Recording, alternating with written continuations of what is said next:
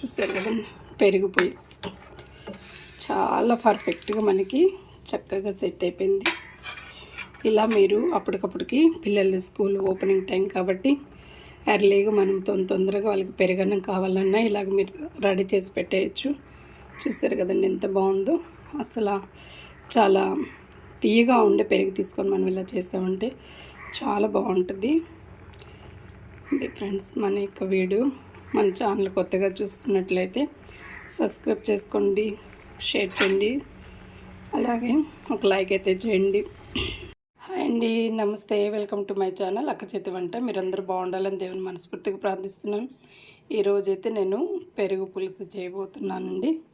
చూడండి, పెరుగు అయితే నేను చిక్కగా ఇలాగ చిలికి పక్కన పెట్టుకున్నానండి. మరీ పల్స్గా ఉండకూడదు, అలానే మరీ చిక్కగా అంటే మరీ థిక్నెస్గా ఉండకూడదు. ఇలాగ మనకి ఈ కన్స్ట్రక్షన్లో మనం చిలికి మనం పక్కన పెట్టుకుంటే బాగుంటుందండి.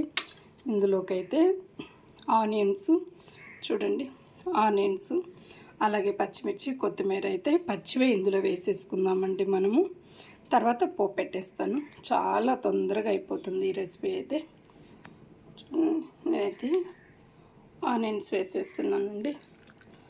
పచ్చి ఆనియన్స్ అనేది మనము వీటిలో వేసుకునే దానివల్ల మనకి టేస్ట్ అనేది చాలా బాగుంటుంది. ఇప్పుడు అలాగే పచ్చిమిర్చి కూడా చూడండి, అలాగే కొత్తిమీర కూడా వేసేస్తాం.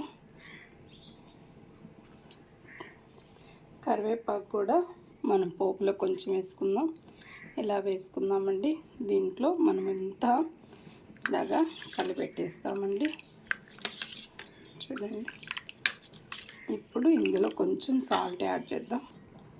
చూడండి, సాల్ట్ అయితే మీకు సరిపడినంత వేసుకోండి. నాకు సరిపడినంత నేను వేసుకుంటున్నాను. ఇప్పుడు దీంట్లో మనం పోపు పెట్టి ఇందులో పోసేద్దామండి. స్టవ్ వెలిగించుకొని కడాయి పెడదాం.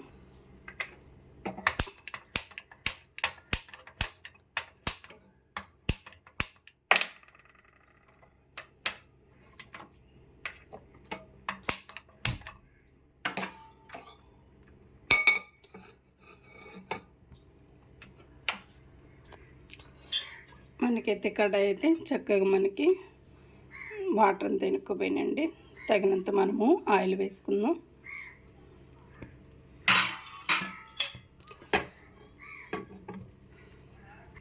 చూడండి, మనకైతే ఆయిల్ మరిగిపోయింది. ఇప్పుడు ఇందులో మనం పోపు దినుసులన్నీ వేస్తామండి. చూడండి, మినపప్పు, జీలకర్ర, ఆవాలు, మరి పచ్చెనపప్పు ఒక్కొక్క స్పూన్ తీసుకున్నానండి నేనైతే. ఇలాగ మొత్తము మనకి వేగిపోవాలి. చూడండి, మనకైతే బాగా చిట్పట్లాడుతున్నాయి కదండి. ఇప్పుడు ఇందులో మనం కరివేపాకు కూడా వేద్దాం. ఇందులో కొద్దిగా తక్కువ యాడ్ చేద్దాం.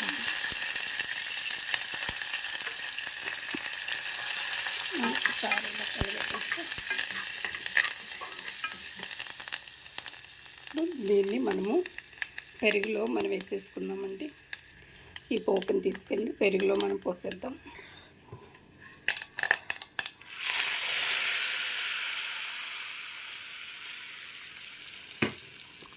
మొత్తం ఇలాగా మనం కలిపేస్తామండి.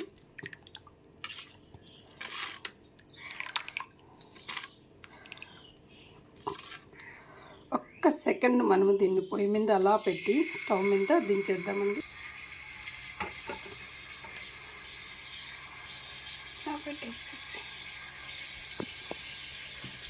ఇప్పుడు దీన్ని మళ్ళీ ఒకసారి ఉప్పు చూసుకుందాం.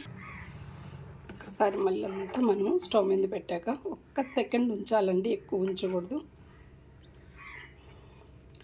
నాకైతే పర్ఫెక్ట్గా అన్నీ సరిపోయిందండి. నాకు సాల్ట్ అన్నీ కరెక్ట్గా సరిపోయింది. ఇదే ఫ్రెండ్స్ మన వీడియో. మీకు నచ్చితే లైక్ చేయండి, షేర్ చేయండి, సబ్స్క్రైబ్ చేసుకోండి ఫ్రెండ్స్. నమస్తే, బాయ్.